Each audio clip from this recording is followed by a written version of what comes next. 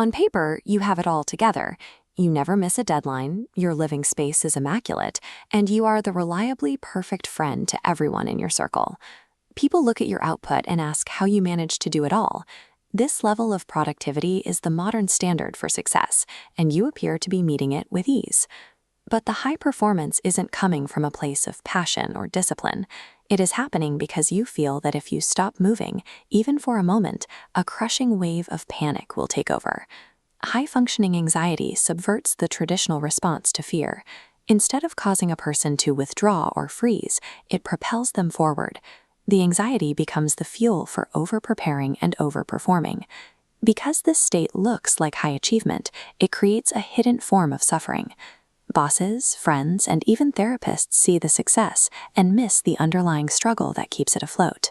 Beneath the skin, the highly anxious person exists in a state of internal chaos.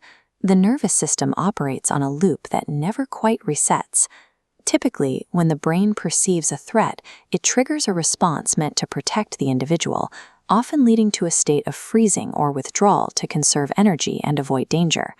High-functioning anxiety follows a different path.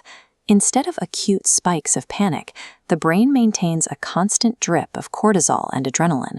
This keeps the body in perpetual fight or flight. The individual channels that energy into a mechanical engine, using stress to power their routine. When this overperformance results in praise and promotions, it signals to the brain that the high-stress state is necessary for survival. The external rewards validate the internal panic. This cycle transforms a survival mechanism into a permanent way of life. The psychological burden remains heavy, manifesting as a persistent sense of dread even when there is no immediate crisis to solve.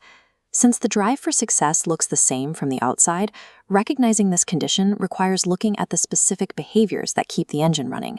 For many, sitting on the couch and doing absolutely nothing induces a distinct sense of guilt or agitation. This happens when a person has learned to tie their human worth directly to their daily output. This discomfort often translates into a physical intolerance for disappointing others. A person will say yes to more work or take on a friend's problems even when they are already burned out because the fear of letting someone down is too intense to manage. This manifests as anticipatory overthinking. The brain builds plan B, C, D, and E, scanning for every possible failure. This exhaustive mapping exerts control over an unpredictable world.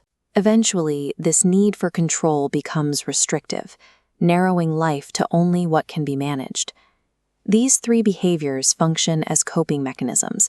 They are tools developed to keep the fear of failure at a distance, regardless of the cost to the person's well-being. The flawless exterior of the overachiever is often a protective shield. It is a structure built to hold back a deep internal sense of unease. Breaking this pattern starts with accepting a different boundary. A person's value exists independently of what they produce or achieve. Moving toward actual peace requires facing the specific thing the anxious brain fears most, the act of letting go of control.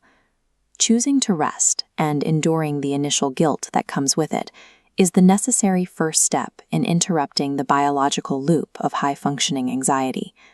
Stepping off the treadmill of performative perfectionism is a difficult internal process. It begins with acknowledging the struggle and practicing a radical kind of self-kindness.